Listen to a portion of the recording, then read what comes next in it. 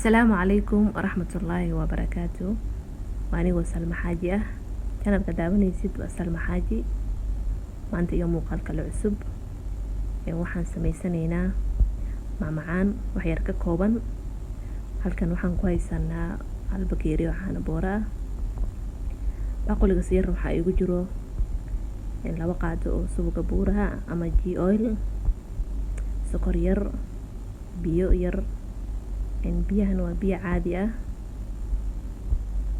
marka insha Allah muuqaalkeena intaas ayuu ka kooban yahay maanta.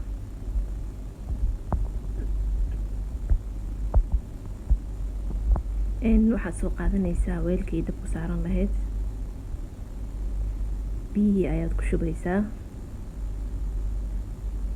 waxaa kaloo ku daraysaa sokortii.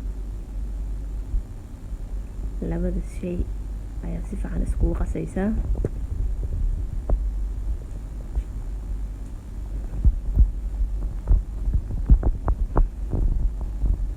markaad labada shay isku qastid, dabka ayaad saaranaysaa ilaa 5 daqiiqo ku saarnaanayaa. biyihii sokortii markay si fiican isku qasmaan,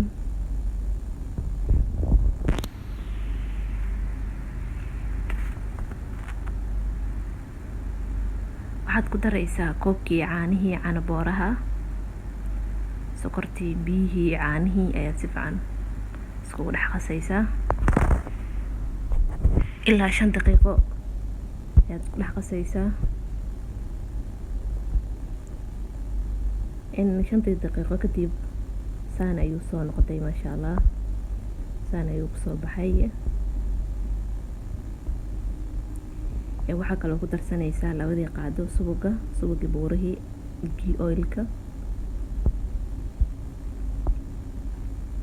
3-4 shay ayaa si fiican iskugu dhex qasaysaa.